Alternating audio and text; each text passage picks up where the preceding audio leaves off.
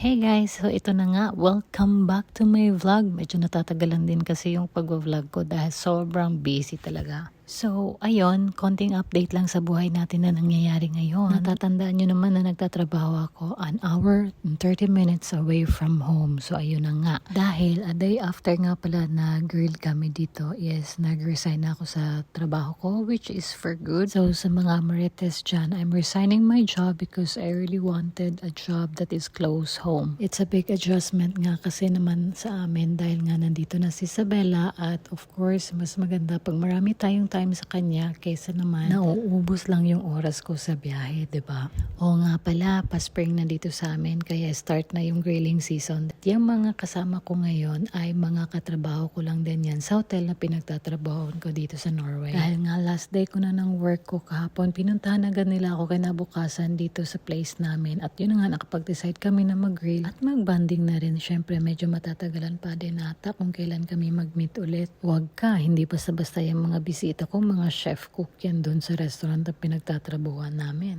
O diba, sana all. Nakikita nyo yan, ayan, napakasarap guys. Ginrill namin yung okra at talong kasi nga gagawa kami ng salad. At syempre, kailangan natin may bagoong dyan para sa sausawan, diba? Umami. Medyo mahangin nga pala this time kaya naka-jacket din kami. Pero at least, diba, medyo mainit din kaya ini-enjoy na lang din namin saglit sa labas. So ayan, nakikita nyo na takam na kayo. Ay nako, napakasarap ng salad na yan. At syempre, Pinoy yung mga bisita natin. Of course, hindi mawawalang pagkaing Pinoy. Natatakam na kayo. Let's see kung malapit na matapos yung ginrill ni Kuya David. Nakikita ko na nga, palapit na maluto yung chicken inasal niya. Pasensya na kayo sa bahay namin makalat. Alam niyo naman si Isabella kung saan-saan na lang naglalaro. So ayan, natatakam na ako. Parang sarap na talaga kainin ng mga inasal ni Kuya David. Grabe, amoy na amoy ko na talaga hanggang dito sa loob. At huwag kayo dyan. Hindi lang yan yung kakainin namin for today. Tingnan nyo.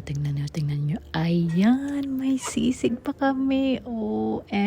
Sobrang natatakam na ako at nagugutom na talaga ako. Konting hintay pa, makakain din namin to lahat. Sobrang saya ko today kasi nga sila na yung nagluto. Sila pa yung nagdala ng pagkain. O diba, yan yung advantage pag chef yung mga bisita mo. Pero syempre pumili din ako ng chicken at minarinate ko na din kagabi para ready na to grill today. Ayan, nakikita ko na patapos na. Yung family naman kasi ni Kuya David, hindi sa pagmamayabang, may restaurant kasi yan sila dito sa Oslo, Norway. Isa sa restaurant dyan is sa kanila ng family niya. Kaya sobrang lucky ko na nakilala ko sila sa workplace at of course, napakabait din nila. Habang minimix nga ni Kuya David yung sisig, may nakaantay na dyan sa gilid. Tingnan nyo.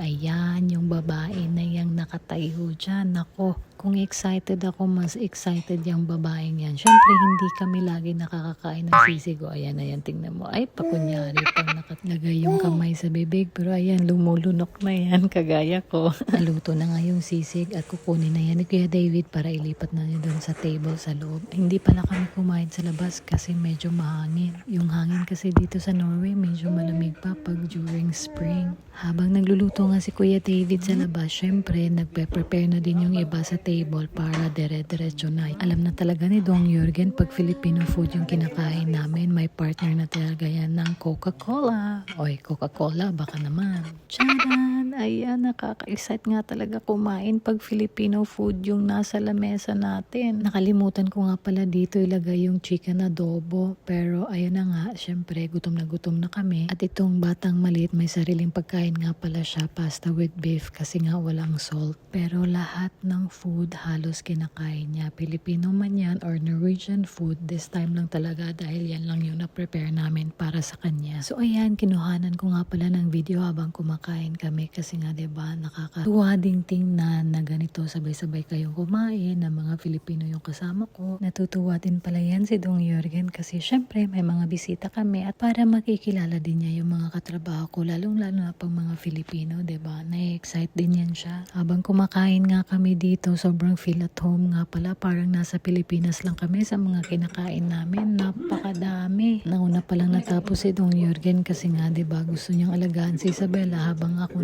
makikipagmarites pa sa mga katrabaho ko.